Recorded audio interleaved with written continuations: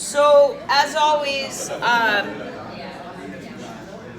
we'll take a minute to sort of coalesce our energy with the intent of opening the door to our practice with awareness. And I will kind of give you a heads up today in that the sequencing that we're going to use to open the body is going to hopefully culminate in Standing Bird of Paradise, which is this beautiful posture that I can only hold in my mind. This little body doesn't do Standing Bird of Paradise. I'm not a bird. I don't stand on one fucking leg. I generally don't stick my leg out here unless there's a special occasion and I've got some help, right? And y'all know what kind of help I'm talking about. Here, let me hold that while I hit it, kind of thing. So, in all truth, this isn't a posture that my body takes with any ease. And I bring this to us today as an awareness at the outset. Usually, I allow the sequencing to reveal itself to you and you to it as we go along. And yet, part of what I would encourage you in this moment to just simply have an awareness of is it's a perfect posture in so many ways for everything that I hope to teach, which is not asana.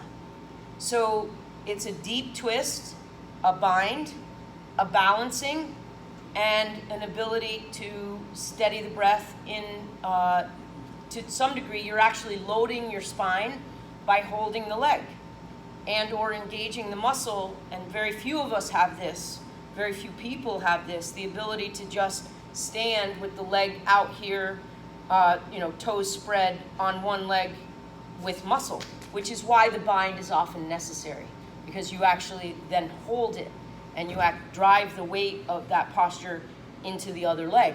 So you're literally transferring the weight of one leg to the other as you hold it, and the spine translates that. So there's a number of reasons why, for me, in my body, I find this to be a particularly miserable expression. So I recently did something a little outside of my own box with a close friend of mine, and it was an anger release thing. And I can tell you that it was miserably awkward, right? Because the person that was leading this had been begging me for no exaggeration, probably close to 2.5, 3 years to come to this thing. So it's taken me a long time, and I'm not exactly sure why, but part of it is I feel like there's a little bit of artifice in this. And there was for me a lot of artifice, and then suddenly I tapped in to tearing a contractor bag. Like, I stood on it and I grabbed it and pulled it up, and as I did, like, I'm sobbing, right? And it's just rolling through me to the degree, like, I'm shaking, and I'm not weak, and the contractor bag wasn't either, and we fucking went at it, right? And in that moment of this deep release, I was like, okay. I tapped into how I feel about my brother and my parents and the loss of one of my brothers. He died when he was 26. And there was a whole thing that just unfurled in this fucking 2-minute thing. So this whole 2.5 hours, 2 minutes was like pure straight into it. And it was, hey, hi, you're not supposed to be in here. Penetrate, quench.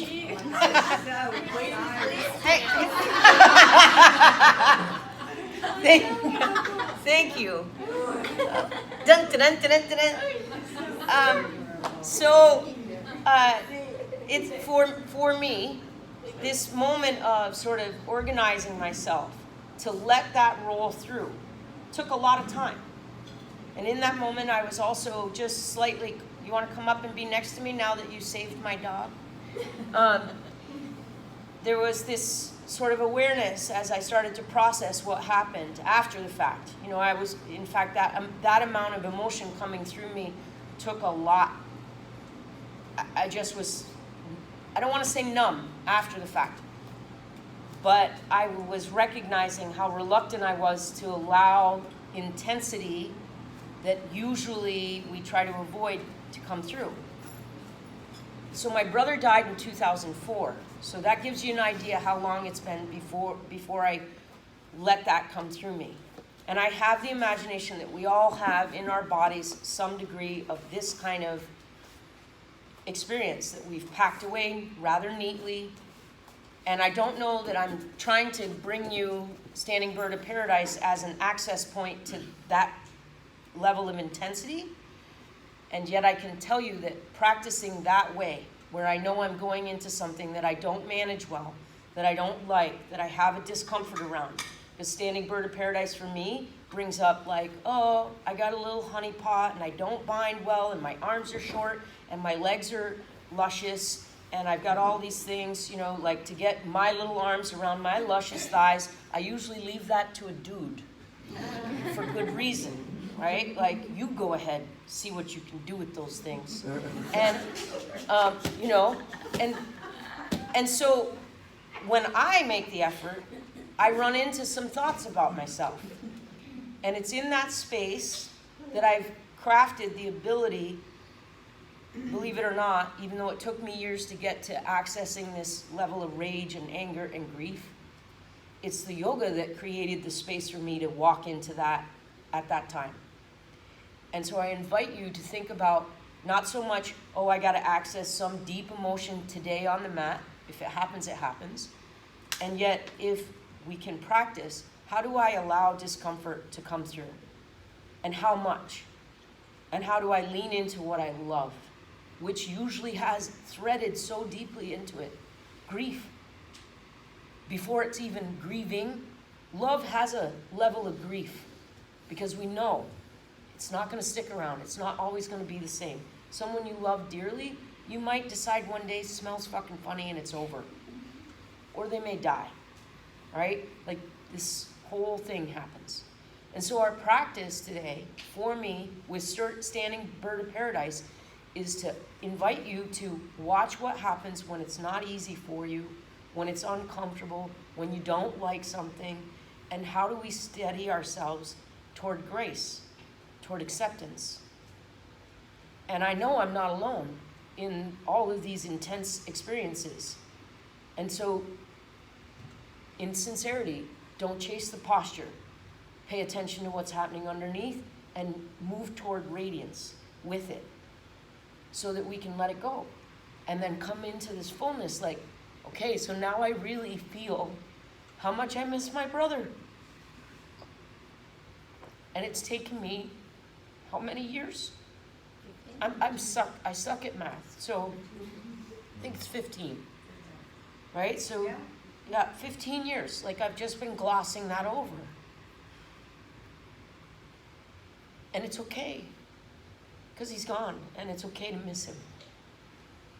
I'm sure somebody has something like this in there. And I also have joy. All the remembrance I have of him. He was an asshole. He was so funny. You know? So, let your practice be something more than just Instagram-y. Please, so that when we walk off the mat, we can come into this and really be alive with one another. And that's all I can offer you. So let's see what your honeypot does. Stay with the breath, and don't step out of the practice. Keep coming back. Keep coming back. Let's do this thing together.